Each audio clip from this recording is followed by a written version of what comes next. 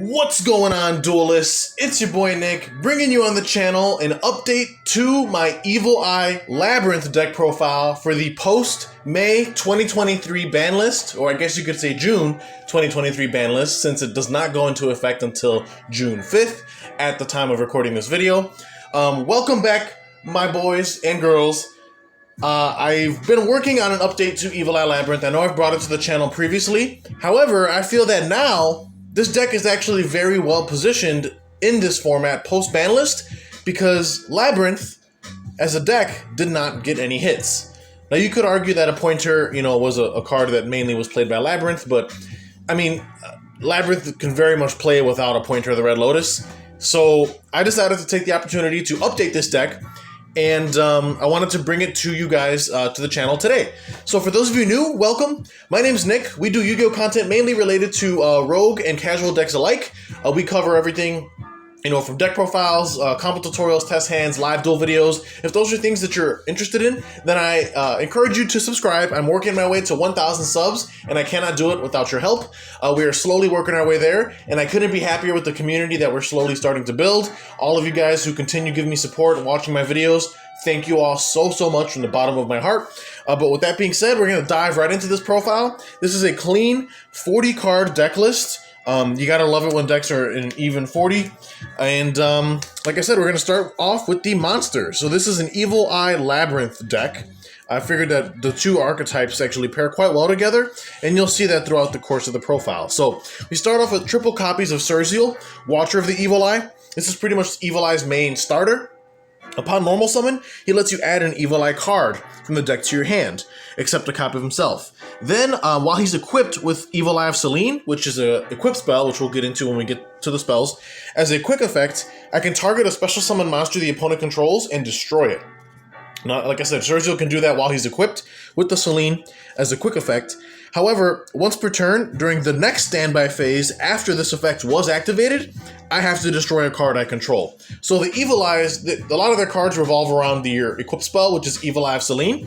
Evil Eye of Selene grants the equipped monster a power boost basically, but when they are equipped, when they use the monster's effect, they have like a drawback or a punishing effect because the Evil Eye is like sucking out the life force from you, so to speak, which I think is pretty cool. So that's Surzeal. You play triple copies. He's a level 4 Dark Fiend monster. Very good normal summon in this deck. One thing I do want to point out is that this deck is great because it doesn't die to the commonly played hand traps in the format. Like, if they droll us, we don't really search all that much in the grand scheme, so droll doesn't really hurt this deck. We don't summon enough times to get Nibiru'd, so droll and Nib are already out of the question. The only cards that we really need to be mindful of is Ash, but Ash also doesn't really hurt this deck all that much either.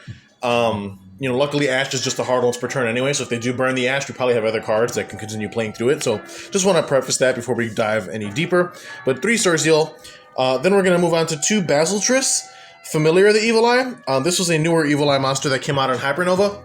This card's a very good extender. It can special itself from the hand or the graveyard while it controls an Evil Eye monster. However, banish it when it leaves the field. Then as a quick effect, during the opponent's turn, I can actually quick link summon into an Evil Eye Link monster using monsters I control. I can also use Evil Eye equips I control as if they were monsters. So think of this card like an in-archetype IP Masquerena of sorts. So very cool, allowing you to quick link into your Evil Eye monsters during the opponent's turn, as well as serving as a nice level 3 extender. 1,000 attack, 2,000 defense, very good card, which you want to play as a 2 of. Then we're just playing 1 Basilius, Familiar of the Evil Eye, one of the earlier Evil Eye extenders that came out alongside the archetype when it had its initial release. Basilius can special itself from the hand while I control an Evil Eye monster. However, that effect is not activated. It's kind of like a Cyber Dragon. It does not start a chain. So you can special this for free. Then during your main phase, you can actually send an Evil Eye spell trap from your deck to the graveyard. So it's pretty much a Foolish Burial Goods while it's on the board. But again, just another extender, which is nice to have.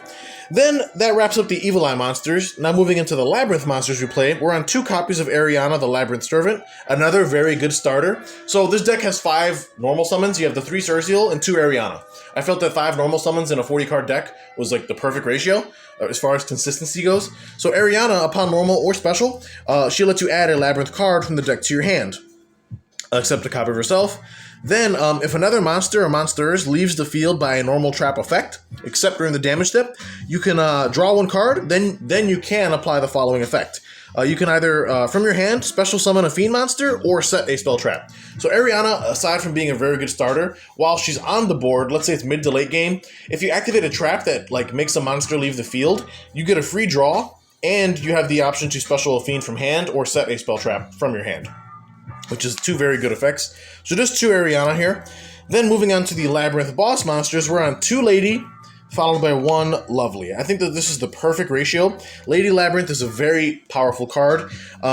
While we control a set card, the opponent cannot target Lady with card effects, nor can she be destroyed by the opponent's card effects, which is very cool. On a 3k beat stick, makes her very difficult to remove. In addition to that, as a quick effect, if a Labrynth card effect or a normal trap was activated this turn, we can special the lady from our hand in defense position. Then if that wasn't crazy enough, when a normal trap is activated as a quick effect, we can set a normal trap directly from our deck to our side of the field with a different name than the activated card.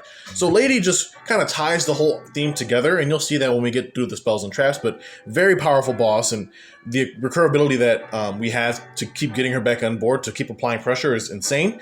Then Lovely, not as good as Lady in my opinion, but Lovely still definitely deserves at least a main deck slot as a one-of. She prevents the opponent from responding to our normal trap activations with monster effects, which is very cool. In addition to that, during the main phase, she can target a normal trap in our grave and reset it to our side of the field.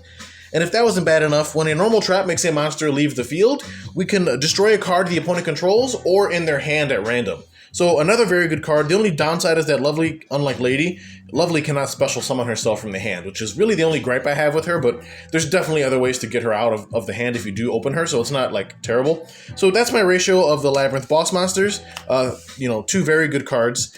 Then moving on, we're on 1 copy of Labrynth Stovey Torby, just as an additional, this sort of serves as like a 4th copy of the Welcome Labrynth traps, because it can pitch itself from hand along with another card to set a Labrynth spell trap directly from our deck to our side of the field. Then, if a normal trap makes a monster leave the field, this card can special itself from the graveyard, which is really cool. So it's just another monster that comes back. So as a one-of, it's really nice. We use it to search some of our other Labrynth spells and traps directly from deck to field, which cannot be Ash, by the way. So just 1 copy of Stovey Torby. And then for the last monster in the main deck is 1 copy of Absolute King Backjack. Very good card to send to the graveyard off of some of our traps. When it's sent to grave, we can activate the top 3 cards of our deck, arrange them to the top of the deck in any order. Then during the opponent's turn, as a quick effect, we can banish this from our graveyard, activate the top card of our deck. If it's a normal trap, we set it to our field, and it can be used that turn. So 1 copy of Backjack is all you need. And that rounds out the monsters. Now moving into the spells. We are on 2 copies of Evil Eye Domain Pareidolia. This is the Evil Eye field spell. Upon its activation, we get to add an Evil Eye monster from the deck to our hand. It has another effect, during the battle phase or damage calculation. If our Evil Eye monster is attacked while Evil Eye Celine's in the spell trap zone, the opponent also takes the damage that we take. That effect's not relevant. The third effect, though, however, is if this card is destroyed, we can target an Evil Eye monster in our graveyard and add it to hand. So not only is this card on activation like Searcher, but when it gets destroyed, it's also recovery from grave, which is really, really cool. So 2 copies of Pareidolia. Then moving on to the Evil Eye equips, we play 2 copies of Celine and 1 Gorgonale. So Evil Eye Celine is obviously the staple card in the Evil Eye archetype. It's an equip spell that states it can only be equipped to an Evil Eye monster. The equipped monster cannot be destroyed by battle or by the opponent's card effects. Also, the opponent cannot target it with card effects. So it just turns our Evil Eye monsters into like pseudo-towers type monsters where they just can't be targeted or be destroyed by anything, which is very annoying. In addition to that, if the equipped monster activates its effect or another Evil Eye spell trap is activated, we lose 500 life points, but the equipped monster gains 500 attack. Now that is not once per turn. So, it stacks as well as sticks, even if we have multiple Celines, then that means we take 1,000 life and the monster gains 1,000, which is really insane. And then out of the graveyard, if this card's in the grave, we could banish an Evil Eye spell trap from our graveyard, except Celine, to then set the Celine from our graveyard back to our side of the field. So this card can actually self-recur itself, which is really cool. And it makes our monsters very difficult to remove. And the longer that they stay on board, the more powerful they get. Because again, every time that we activate the Equip Monsters effect or use the effect of an Evil Eye spell trap, that Equip Monster gains 500 attack, which just makes them like very difficult to out at certain points. And then Gorgonale, while it's in the spell trap zone, its name becomes Evil Eye Selene. However, it doesn't grant the monster the protection like Selene does. What it does is that the Equip Monster gains attack equal to the difference between our life points and the opponent's. So if our life points are really, really low, think of this like a equipped version of like Psychic and Punisher, for example. If our life is really low, which does happen with Selene, because remember Selene does make us take 500 damage every time the Equip Monster activates or another Evil Eye spell trap is used. We can go Gorgonale, equip to a monster, and then the Equip Monster just gains the attack equal to the difference in life, which could be crazy. In addition to that, this card is kind of like another Searcher out of the graveyard, where you can banish this card from grave, discard an Evil Eye spell trap, to then add an Evil Eye spell trap from your deck to your hand, which is really, really cool. So we're on just the 2 and 1 as far as ratios go. For the equips, we're just playing a slim number because, again, this is a 40 card deck. We don't want to bloat the deck with like, too many bricks and stuff. 1 Evil Eye Awakening, followed by 1 Evil Eyes Unleashed. Awakening is kind of like a Monster Reborn or an E-Telly if you have Selene on field. Unleashed is really nice because it, for cost, sends an Evil Eye monster and an Evil Eye spell trap from deck to grave to then add an Evil Eye equip from the deck to our hand. In addition to that, if we link summon an Evil Eye Link monster, whether it's during our turn or the opponent's, we can banish the copy of Unleashed from grave to then target an Evil Eye equip in our graveyard and equip it to the newly summoned Link monster, which is really nice. And this card pairs very nicely with the Basiltriss's quick effect to link on the opponent's turn. So that's very cool. So just 1 and 1 of each. And then for the last spell card, or I'm sorry, not the last spell card, but the last archetypal spell is 1 copy of Labrynth. Labrynth, which is the Labrynth field spell. A very good card as a 1-of in my opinion. Basically, whenever we activate a Welcome Labrynth normal trap, we can add this additional effect to it at resolution. We can also destroy 1 card in the field. So whenever we resolve like our Welcome Labrynth or Big Welcome Labrynth at resolution, as long as Labrynth is on field, we get to pop an additional card non-target, which is really cool. Then, if we activate a non-Labrynth normal trap, except during the damage step, we can special summon a Fiend monster from our hand or our graveyard. So this card is very, very nice and can be very problematic if not dealt with right away. So just 1 copy is all we need. And then to round out the spells in the main deck, we played just 2 copies of Pot of Prosperity. It's kind of interesting that this card was not hit on the list, because there are some people, that had arguments for having this card like limited or semi-limited, but it's still at 3. I'm just choosing not to play 3 in this deck because I wanted to keep the deck list at an even 40. Could you play 41 and run the 3rd Prosperity? Yes, but like I said, I just wanted to keep the deck at 40 cards. Also, too, I'm well aware that for our budget deck builders, Prosperity is not cheap. I know it did get reprinted, but the reprint honestly didn't really cool off the price as much. So these cards are still, within the $50 to $60 range a piece, which can be expensive, if you're trying to build this deck on a budget. So I'm just running the 2 Prosperity just, to help increase consistency. And that rounds out the spells. Now for what you're really here for is obviously the traps, which we are playing triple copies of Welcome Labrynth, followed by triple copies of Big Welcome Labrynth. 2 of the best normal traps in this deck. They just help facilitate getting your Labrynth boss monsters to field very easily. Welcome Labrynth is pretty much an in-archetype emergency teleport, and Big Welcome Labrynth is basically an E-Telly, but from anywhere. It specials a Labrynth from the hand, the deck, or the graveyard. But then you have to return 1 monster you control to the hand, which sounds like a drawback, but it's not, because that's still a normal trap making a monster leave the field, even if it's your own, which triggers the additional effects of all the other Labrynth monsters, which is very cool. Welcome Labrynth, when a normal trap makes the monster leave the field, can actually reset itself from the graveyard back to your board, which is insane because it does not get banished when it leaves. It just constantly keeps resetting itself from the graveyard, which is nuts. And then Big Welcome Labrynth, while it's in the graveyard, if you control a level 8 or higher fiend, you can banish this card from the graveyard to target a card or a monster the opponent controls and return it to the hand. You can also use this to return monsters you control to the hand, which again would make be a normal trap making a monster leave the field by a card effect. So 2 very good trap cards in my opinion. You definitely want to max out on those cards regardless of what type of Labrynth deck you build. Then we play 1 copy of Evil Eye Defeat. This is a normal spell, a normal trap that is Evil Eye in name, so it's searchable not only through the Labrynth engine but through the Evil Eye engine as well. And it's pretty much a double compulsory evacuation device. You can target a monster the opponent controls, or up to 2 if you have Selene in your spell trap zone. Return them to the hand. Very good effect. It's targeting but non-destruction removal, and it's a normal trap that makes monsters leave the field. It triggers all of your other beneficial effects, which is very cool. Then to round out the archetypal traps, we play 1 copy of Evil Eye Retribution. This is really cool because we can search this off of cards like Surzeal, and this is just a counter trap that says when the opponent activates a spell or a trap, we can negate the activation, and if we do, destroy it. And then if Evil Eye Selene's in the spell trap zone, this activation and this effect cannot be negated. Now this card is already a counter trap, so that last part is kind of redundant in my opinion. But this makes it so that we don't auto lose to cards like Evenly Matched, Lightning Storm, which is now actually semi-limited, which is another reason why I feel this deck is better positioned. But just a very good counter trap overall. You know, whenever your opponent tries to break your board, you flip this and just negate. Usually Evenly Matched is usually what this card's going to be countering most of the time, which is obviously very strong. But now moving on to our generic trap cards, we're on triple copies of Infinite Impermanence. Again, just not only doubling as a hand trap, but we can also really abuse the crap out of this card with the Labrynth engine, which is very nice. Then we play 2 copies of Archfiend's Ghastly Glitch. This is a very good card. It's just while we control a fiend, target any card in the field and destroy it. Then we can send a fiend from our deck to grave. So not only is this a target pop, but we also get to Foolish Burial any fiend of our choice, which could be cards like Absolute King Backjack or the Basiltriss of the Evil Eye, which can special summon itself from grave as a quick effect during the opponent's turn, which is really cool.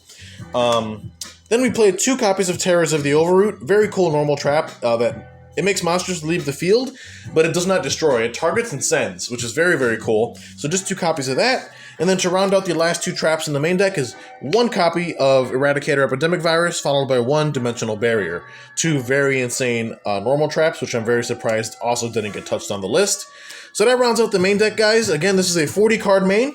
Now we're going to jump very quickly into the extra deck, where we play 1 copy of DDD Stone King Darius. We can make this using our Evil Eye level 3 monsters. Then we can overlay the Darius for a copy of the Devised Reduced King Machinex, which is very cool.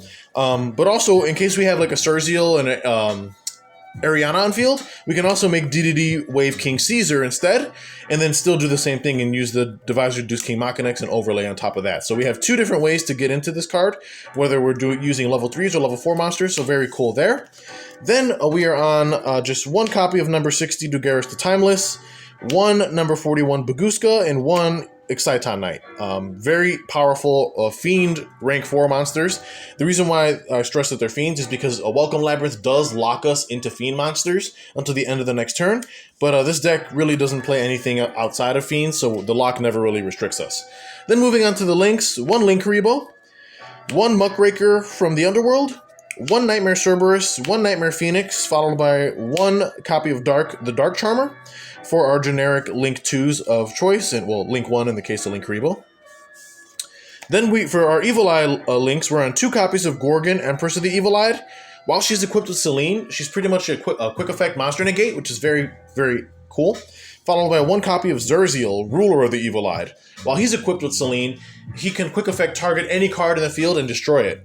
Also, if he was link summoned using a monster that had 2600 or more attack, he can attack twice each turn. That does not have to be on monsters. It could even be directly, which is very cool. Then to round out the last card in the extra deck is 1 copy of Underworld Goddess of the Closed World, often called White Woman, which I've heard lately. Kind of funny to me, but yeah, just 1 copy of Underworld Goddess. She does not come up often, but when she does, you're pretty much winning that game, which is very cool. So that rounds out the extra deck. Now to go over the side deck. And the side deck honestly is up to personal preference. Don't take my side as like a definitive. You know, you can side whatever you want based on how your format looks or what your locals is like, but I'm siding triple copies of Radian, the multi-dimensional kaiju, just for going second. You know, you're running up against a lot of these, crazy Omni Negate, combo decks. You just need to kaiju certain things sometimes. So it's a very nice answer to certain decks. Then we're on 2 copies of Chaos Hunter on the side. This is nice because it's a Fiend monster, which we can special summon from our hand to maintain a Fiend on field, since some of our traps do require us to control Fiends. But while it's on the board, your opponent cannot banish cards, which is very good because that means cards like Cosmic Cyclone and things can't be used. Against the Kashtira matchup is very nice because they can't banish your stuff face down, which is also very crucial. So I'm testing out 2 copies of Chaos Hunter, which I think is cool. Then moving in, we're on triple copies of Evil Eye Confrontation. It's a quick play spell that is pretty much an MST However, if we control Evil Eye of Selene, it becomes a Cosmic Cyclone, which is very cool. It's searchable because it's Evil Eye in name as well. So 3 copies of that, to address our back row decks. Then we're also on a playset of Evenly Matching the side. Again, it's very good for breaking boards and going second. And then to round out the sideboard is 2 copies of Boo Boo Game. A very nice card to side into post game 1. Basically, if the opponent destroys the Boo Boo Game and it goes to grave, we can target 2 normal traps in grave, except itself, and reset them to our field, and those traps can be used that same turn. So very nice to kind of counter cards like Duster or Lightning Storm. And then to round out the side, we're on 1 copy of Waybridge, followed by the 2nd copy of D-Barrier. We main deck one, side the other. So that rounds out my deck profile for my Evil Eye Labrynth deck post June 2023 ban list. Hopefully you guys enjoyed this deck profile. Stay tuned on the channel because I will be having live duels uploaded very soon showcasing this deck in action. So like the video, subscribe if you haven't already, and thank you all so much for your continued support. Like I said, stay tuned for more awesome content coming your way, and this is Nick, signing out.